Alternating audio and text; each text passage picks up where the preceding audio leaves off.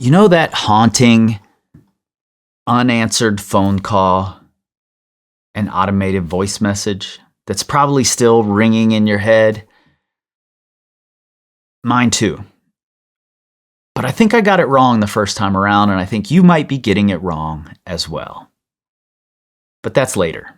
Let's jump into this thing. I'm an album guy, at least in terms of thinking about albums as a cohesive collection of songs that operate together in some way, thematically, stylistically, telling a story or something. And quick history lesson here. That's not the original meaning of album. Much of what we see today, a collection of singles that may not actually connect in any way, that's what an album often originally was, back when music was released on vinyl 78s that held individual songs. They were collected in a book, like a photo album. So not many people were listening straight through in the intended order, in the extremely rare case that there was one, and artists didn't put much thought into how one song led into the next. That came later, when we had a medium that could hold all of the songs together on one piece of vinyl or tape or CD or now digitally. But now that streaming lets us hear songs out of context, the context has again become less important to many people, unless that is, the artist is also an album person. What's up, everybody? I'm Chris, an old hip-hop head discovering new music because, frankly, I believe that hip-hop is the best it's ever been. And today, we're discussing Balloonerism by Mac Miller. Mac Miller, it seems, was an album person. And Mac Miller's estate has done an incredible job of honoring that. Now, I can't call Balloonerism a posthumous album. It's a posthumous release of an album that was obviously crafted with care and meaning, but never ended up released. Likely because Mac himself was evolving faster than albums could be mixed, mastered, released, and marketed, and because his output was so high during this time period. Most artists suffer from thinking that something they made a few months ago is now old and outdated, and the rate that Mac was changing musically may have led to that same thought about Balloonerism. That's totally my own speculation. A posthumous album is usually a collection of disparate verses, remixed and re-engineered to sound like something modern. This is not that. This is modern, and it rides a line of artistry that's damn near unheard of in hip-hop, one that doesn't cater to some specific little niche, but can reach everyone who's ever been sad or considered their own mortality. Musically, it's brilliant, minimal, but never empty, employing the other voices, one of which is Thundercat's bass, perfectly. And lyrically, Mac doesn't hide himself beneath complicated rhymes. He doesn't need to. But before we get to the songs themselves, let's talk about the title, Balloonerism. Is it an art movement like Surrealism, Cubism, Dadaism, or is it a philosophy like idealism or nihilism? Or a religion, Buddhism, Judaism, Hinduism? Or is it just representative of escape, floating away, and feeling in general untethered? Maybe that's up to the listener to decide. Okay, on first listen, this album sounds like we're on a trip of some sort. And I think that metaphorically that's exactly what's happening. We're on a trip, whether that's drug-induced, growing and changing in life, or an actual road trip is up to the listener and what they want from it. Now, I've done a reaction video of my first listen to this album about 30 minutes after it was officially released. If you want to watch that, the link is in the description. Now, the album opens with a tambourine, presumably played by Mac, possibly in Rick Rubin's studio, which comes into focus later, and simultaneously sounds frantic and free, and is very deliberately setting us up for something. It's getting us in the mood, settling us in. And continuing that setup is the anticipated DJ's Chord Organ featuring SZA. The Chord Organ itself once belonged to Daniel Johnston, DJ, who was a famous singer-songwriter who made songs filled with wonder and had a history of psychotic episodes and was eventually committed to an asylum. He was often referenced by another young artist who seemed to be preoccupied by death, Kurt Cobain.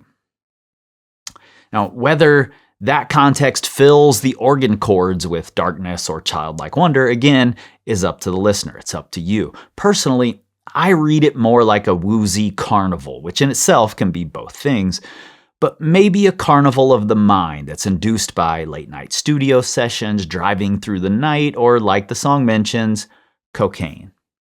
A total sidebar here. When I was a kid, there was a garbage man in my neighborhood who would pay a few of us kids to ride along on his garbage route and throw garbage into the back while he stayed in the cab and snorted coke through most of the drive. Made for wild mornings once a week, and we got paid well for it at like 12 years old.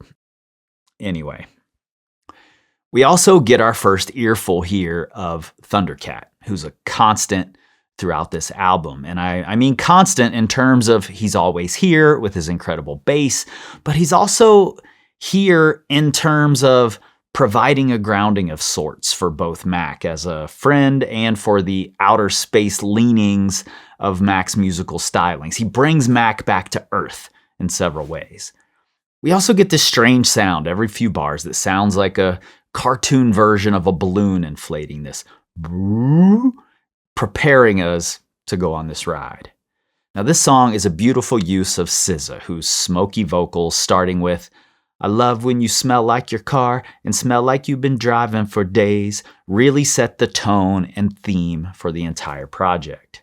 And we don't even have Mac yet, but when she says, "I know you miss the nighttime, I know you miss your lifetime," we're left to decide if miss means that he longs for the nighttime in his lifetime, or if he was so lost in this carnival in his mind that he just never noticed they were happening. At the end of DJ's Chord Organ, we get Mac's voice coming in and getting us excited to hear what he has to say. And as soon as the next song, "Do You Have a Destination," begins, he gives us the reason for this carnival, this escape road trip, this drug trip, the way his life is changing due to fame.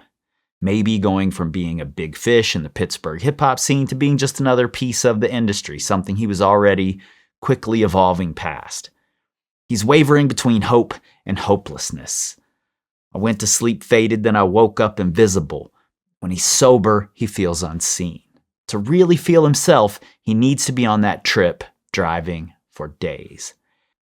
And when he says, "I gave my life to this shit, already killed myself," we get the first big coincidence that honestly I think by becoming the narrative around the album does Mac a bit of a disservice. And I know it's tempting to start drawing all of these parallels in retrospect, but truth be told, there are far more artists who've explored themes of life and death who didn't die than those who did die. Personally, I prefer not to read too much into these coincidences. Instead, I see this as just a clever line. "I gave my life to this music so fully that I killed myself." It's a good line, a haunting good line, but a good line and not a prediction. $5 Pony Rides is the next track. It was the lead single, and it was a good choice in my opinion, as it provides a more upbeat, easy to connect with feeling. But it's a bit like Andre 3000's Hey Ya or Kendrick Lamar's Swimming Pools in that it isn't really what it first appears. It's always going to work well in an upbeat playlist until someone listens to the lyrics a little closer, or even better, listens in context with the rest of the album. Now, I did a reaction to this song as well, but it wasn't until I heard the whole thing that it really made sense. This song feels like Mac is awake and invisible, trying to connect with a woman who needs to find herself first, but just isn't yet available. And again, he's wavering, going back and forth between wanting to be there, not wanting to be there. Does he give her what she wants or what she needs? Both? Either way, she doesn't engage.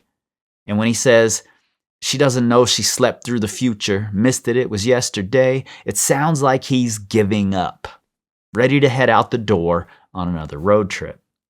And when it breaks down to the drums and we get Mac spiraling into a frustrated chant asking, can I give you what you need? What do you need, girl?" He's already out the door. But he can't leave on that trip without ruminating on what's happening in this relationship. So we get the next song, Friendly Hallucinations. Now this one is my daughter's favorite from the album, my 27-year-old, not my 2-year-old. Yes, you heard that right. But it's not my favorite. And I think that illustrates how great artists and great albums have songs that connect to different people at different times in their lives. And I think this is a good song. It's just not my favorite. Maybe the most poignant lyric is, "There's help inside that medicine cabinet. Came in for the answers, but she left with the habit. There's no one on the other end of that telephone. Let's fall asleep to the metronome." Like so many people, maybe Mac himself, she came here searching for something to fulfill her. She thought she found that in whatever drugs gave her. But it's empty. There's no one on the other end of that telephone. And I take the metronome as a double entendre of sorts. Yes, people do use a metronome to go to sleep because it's rhythmic and calming, but musicians also use a metronome when tracking songs to keep the rhythm. And keeping that metronome, but stripping away all the music, is avoiding the fullness of reality for a quick fix. And he furthers this with the repeated, "It's only real if it's real to you." Maybe the fullness of the world just isn't for her or him. Mrs. Deborah Downer is the next track, as in she's bringing him down, but also downers as in depressants, opioids, oxy, alcohol, lean. Interestingly, we started with cocaine, an upper, but now maybe we're trying to balance out the big crash that happens when the coke wears off by relaxing with downers, which of course is only going to make things worse. And just like this up and down, Mac is again back and forth from feeling unstoppable to reminiscing about a friend who packed up and left because of where Mac is headed. If we're going to read coincidence as prediction, which we aren't, this song has the most eerie of them. We hear a woman's voice talking to her drug dealer. "Can I get 4 Norcos, 2 Oxys, 2 Roxys, 3 Methadone, couple Percocets, some heroin, 2 Xanax bars, and 6 ounces of that lean?" And her voice deteriorates for a moment, leaning more toward male tones, betraying that this is probably Mac himself. And sadly, if you've read the text exchanges between Malcolm and his dealers, you know that this is eerily similar to those. But again, it's coincidence. This is just the language of addiction. Sadly, a language that he spoke fluently by this time. In the next song, Stoned, Mac has come to accept that this woman isn't going to be in a real relationship and instead is feeling a little sorry for her and is now offering that they just go get high together. And this woman, who's ever present thus far, could be any number of things. Could be his music, his emotions, his self-worth, or just a woman. Like any great art, again, that's up to you. But as a result of this acceptance that he's feeling, there's a bit of a more uplift to this song, which is how most of the great Let's Get High songs feel. A little woozy, but also upbeat. And that's part of the trap of this kind of thing. It seems like a good idea, but when it's an addiction, it rarely is. The opening guitar loop of Stoned sets up what might be my favorite production on the album, which is really a feat because the production on the whole thing is incredible. And I absolutely love the hook in this song. "I wish she would learn to laugh. Isolation, she locking the bathroom door." And then you get this woozy, spacey, droning, boom, boom, boom, boom. The way the knocking on the door lines up with the kick drum is brilliantly produced and mixed perfectly. And it could have come off really cheesy, but it's great. Makes me smile every single time. At the end of Stoned, the music starts to unravel, stumbling all over the place before it fades away. Now, I don't smoke. The only drugs I do are about 10 beers a year, but this one is a contender for favorite on the album for me. Shangri-La is the next song. It's also a fictional utopian place of peace and harmony. It's also Rick Rubin's studio, which for Mac might have represented something similar to this kind of utopia. He was a student of hip-hop, and Rick is a legend who produces by letting artists be artists. We have to imagine that it felt like a surreal peace and harmony to Mac. And the intro is interesting. Don't be afraid to put your 2 cents in. Might not be able to afford anything, but I'm always up for a bargain. Basically saying, give me your thoughts, your ideas, your advice. I might not take it, but I'm down to listen. And his delivery of this is incredible. It's almost joking, but you aren't really sure. It fits his personality so well. And then comes, the dragons are flying south for the winter. They don't like cold weather either. Now this might be saying, My dragons or my demons are leaving because I'm at peace and I'm not feeding them. But I don't think so. I think he's saying, I'm done with the heroin for now. Chasing the dragon is a euphemism for inhaling heroin vapors, and dragon is a form of black tar heroin. But they don't like the cold weather might be saying that he's replacing the downer with an upper, cocaine again, snow, winter, which explains why we're still on the upswing, the uppers, to some degree at least. Funny Papers is the next song. Starts with one of these coincidences people are latching onto. But let's just notice here that if you pick to the day you're going to die, you have a 1 in 7 chance of getting it right. Those are pretty good odds. Far better odds than the odds of a white kid from Pittsburgh becoming one of the best young artists of the 2010s, especially in hip-hop. So I prefer to look at the way he beat the odds instead of the coincidences that ultimately don't really even matter. And what's more, the focus on this coincidence might cause you to miss a line that comes shortly after that shows one of his superpowers. And drove off the bridge to his wedding song, blew out the bass in his speakers, you can still hear the treble going. He's one of hip-hop's best storytellers. And this is coming from someone who puts storytelling way above making interesting words rhyme or sticking to some complicated rhyme scheme. I love that stuff, but I love stories more. And with this one line, you can imagine this guy, vision blurred by tears, hunched over the steering wheel, pedal to the floor, volume on 11. There's a photo from his wedding day on the passenger seat. It's so loud the speakers are blown, and all you can hear is the tinny highs from the song as he launches off the bridge. This song might be my favorite, actually. The drums and piano are simple, but let him play on them in some of the unique ways that he does. Here, more than anywhere yet, we see the way he can weave together the pieces that become swimming and circles later. Probably faces as well. I'm not as familiar with it, so I'm not sure.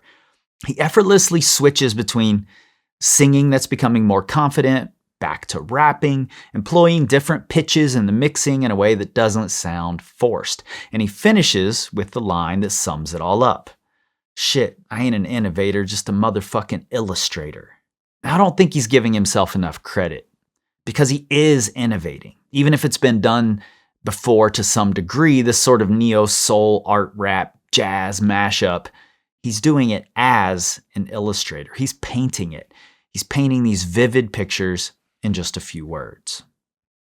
And the next song, Excelsia, leaves us a little off balance with a loop that's part sweet piano melody, part strangely dark chord organ, breaking down and rebuilding again through reversing and cutting the power, and it just never feels like it knows where it's going.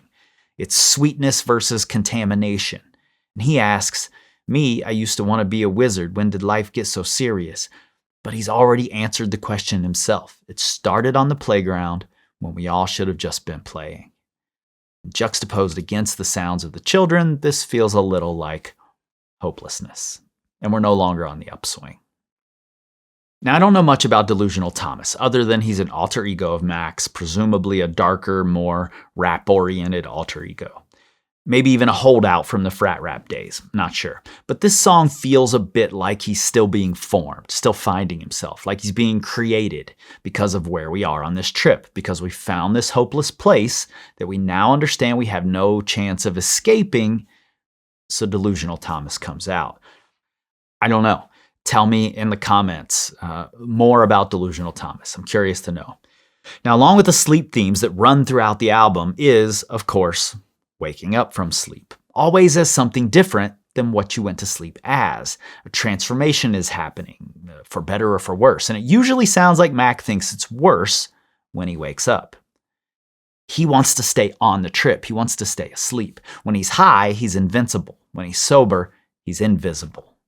Or in the case of the song Mannequin, he wakes up as someone else, as a mannequin, a shell of himself that he just dresses up every day.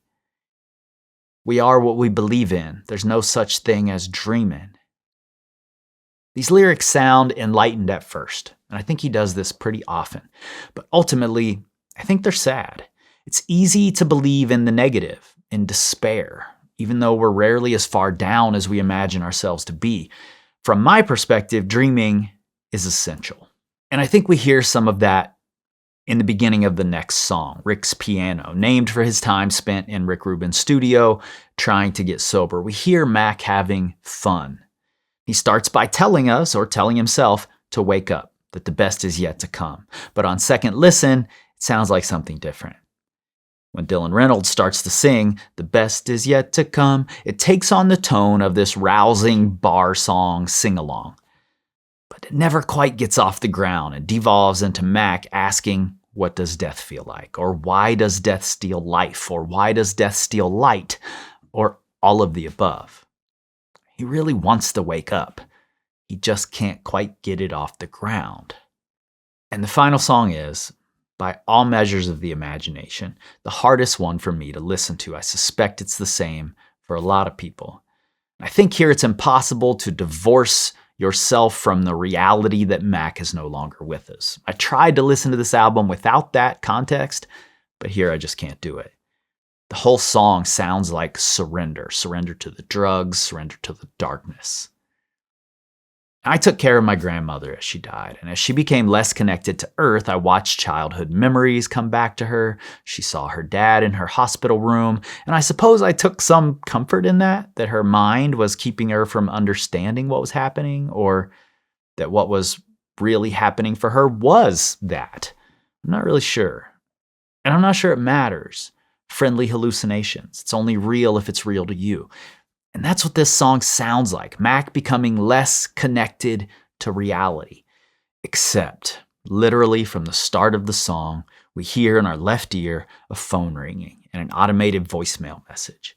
That unanswered phone call, referenced all the way back in Friendly Hallucinations, has returned. And at first, it feels heartbreaking. But maybe I'm reading it wrong. Maybe the fact that it hasn't been answered is actually good. Maybe it's what's keeping him tethered to Earth. Maybe that unanswered call is exactly how we got a few more years of Mac.